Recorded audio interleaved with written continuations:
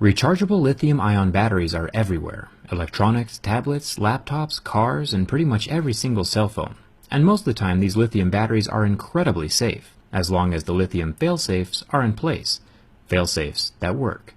Samsung just voluntarily recalled an estimated 2 million Galaxy Note 7s as a safety precaution, since some of the batteries are exploding inside of the phone. Obviously, random explosions are not a feature that most people look for when purchasing a cell phone.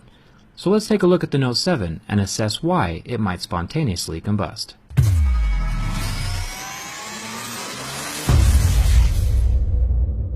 During charging, the phone is protected by multiple failsafes. First of all, you have the part that plugs into the wall, the charger, and the cable. If the charger is faulty or not designed specifically for your phone, it can affect the safety of the battery. It can destroy the battery's protection circuit, which I'll show you in a second. The charging port is also a failsafe. It tries to do its best to protect the phone and the battery from faulty chargers and incorrect electrical flow. But as a last resort, the battery also has its own failsafe built in. Here's where the battery plugs into the motherboard to receive its juice and supply the phone power. Then we have this circuit board, also called the protection circuit, at the top of the battery.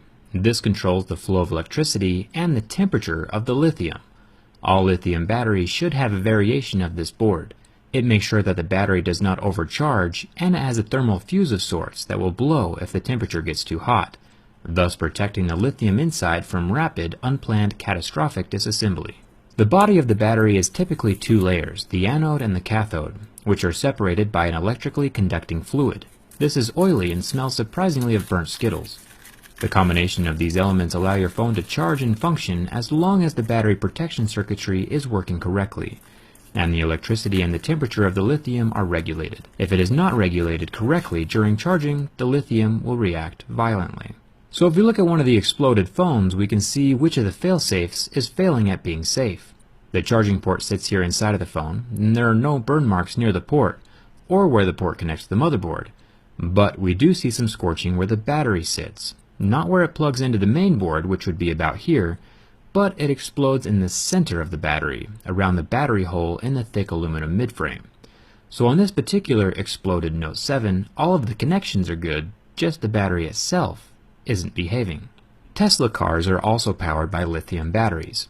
The Model S had a small issue at the beginning of production where the batteries on the undercarriage could get punctured by debris on the road, which could cause the lithium battery under the car to explode.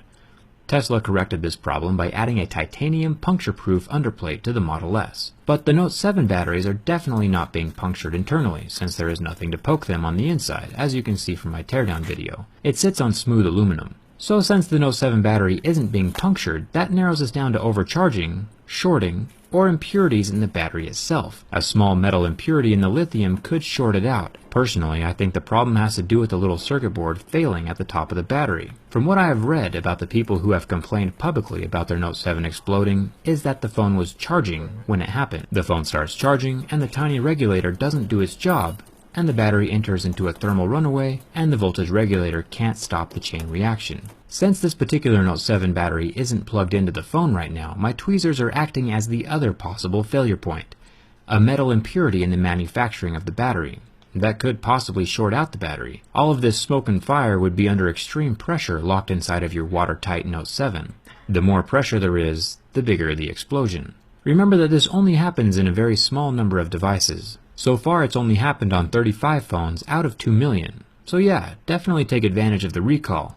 But also feel free to use your phone as normal in the meantime. Just don't set it on your lap while it's plugged into the wall. And maybe take a fire extinguisher with you to bed, just in case. My Instagram followers saw the results of this combustion before the video was posted to YouTube, so follow me there if you want to stay updated on my future projects. Subscribing to my YouTube channel is always free. I review technology from the inside. Thanks a ton for watching. Hope to see you around.